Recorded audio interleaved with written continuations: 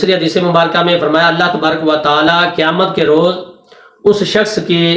طرف نظر رحمت نہ فرمائے گا جو سیاہ خضاب لگاتا ہوگا۔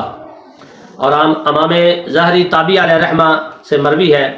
کہ توریت میں لکھا ہے وہ شخص ملعون ہے جو داڑھی کو سیاہ سے بدلے۔ اور حضرت عبد المالک بن ابی سلیمان علیہ رحمہ سے مروی ہے کہ سیدنا عطا تابعی علیہ رحمہ سے وسیمہ کے سیاہ خضاب کے بارے میں پوچھا گیا تو انہوں نے فرمایا یہ لوگوں کی بدعت میں سے ہے کہ میں نے رسول اللہ صلی اللہ علیہ وسلم کے اصحاب کی ایک جماعت کو دیکھا مگر ان میں سے کسی کو وسمے کا خضاب لگاتے نہیں دیکھا، یعنی سیاہ خضاب لگاتے نہیں دیکھا۔ وہ لوگ تو صرف مہندی اور نیل اور زردی کا رنگ لگاتے تھے۔ ایک حدیث مبارکہ میں سیدنا عمر بن عاص رضی اللہ تعالیٰ عنہ سر اور داڑھی پر سیاہ خضاب لگا کر آپ کے پاس آئے تو آپ نے فرمایا میں تمہیں قسم دیتا ہوں کہ یہ سیاہی دور کر ڈالو۔ تو حضور صلی اللہ علیہ وسلم نے اپنے اس صحابی کو قسماً فرمایا کہ تم اس کو دور کر کے آؤ۔ حدیث شریف میں آتا ہے مومن کا خضاب زردی ہے اور مسلمان کا خضاب سرخ ہے اور کافر کا خضاب سیاہ ہے۔ اس لیے حدیث شریف میں آتا ہے کہ پیارے آقا صلی اللہ علیہ وسلم نے سیاہ خضاب سے بالکل منع فرمایا ہے۔ تو محترم سامعین، حدیث شریف میں آتا ہے کہ آپ صلی اللہ علیہ وسلم نے فرمایا بے شک بہت اچھی چیز جس سے تم خضاب کر سکتے ہو، اور فرمایا کہ سیاہی سے بچو جس میں تمہاری عورتوں کے لیے رغبت ہے اور تمہارے دشمن کے لیے ہیبت ہے،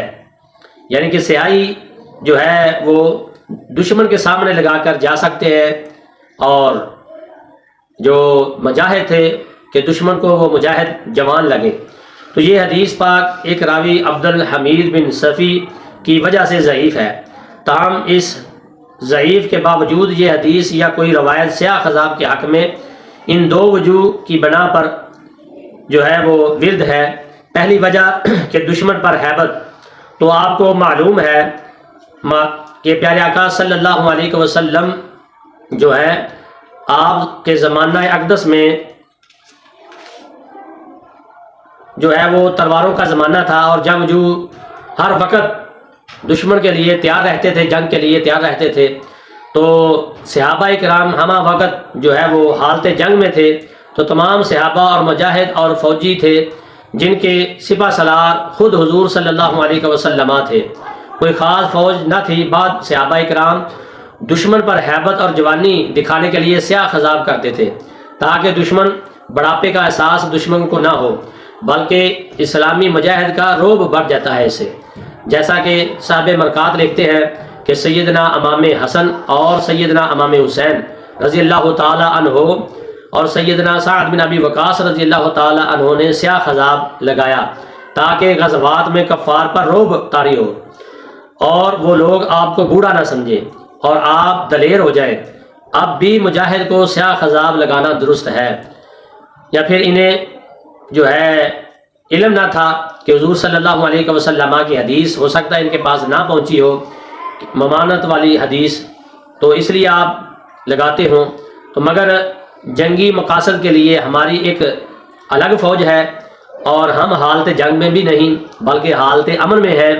اگر جنگ ہو بھی تو عام آدمی کو دشمن کے سامنے جانے کی حکومت کی طرف سے اجازت نہیں ہوتی کہ جیسے وہ جسے دشمن کو وہ اپنا سیاہ خضاب دکھا سکے۔ تو زمانہ اقدس میں حضور صلی اللہ علیہ وسلم کے زمانہ اقدس میں تعداد کم ہونے کی وجہ سے ہر مرد، لڑکا، جوان اور بوڑھا مجاہد جنگ پر جاتا تھا، جبکہ اب جوانوں کی تعداد میں جو ہے اضافہ بہت جوان سے ہے لیکن ان کو جنگ کی اجازت نہیں، تو اسی وجہ سے سیاہ خضاب سے منع فرمایا گیا۔ اور دوسری وجہ یہ ہے کہ بیوی کے لیے رغبت، تو اس کے بارے میں عالمگیری اٹھا کر دیکھ لیں، در مختار اٹھا کر دیکھ لیں کہ انہوں نے بھی لکھا سیاہ خضاب جنگ کے لیے بالاتفاق محمود ہے تاکہ دشمن کی نظر میں ہیبت اور ڈر طاری ہو، مگر عورتوں کے لیے زینت کرنا مکروہ ہے۔ یعنی کہ انسان یہ سمجھتا ہے کہ میں اپنی عورت کو خوبصورت لگوں، زینت کروں، تو یہ فتاوی عالمگیری والوں نے فتویٰ دیا ہے کہ یہ مکروہ ہے۔ اسی طرح حضرت شاہ عبد الحق محدث دہلوی رحمۃ اللہ علیہ نے فرمایا کہ اکثر مشائخ کے نزدیک کالا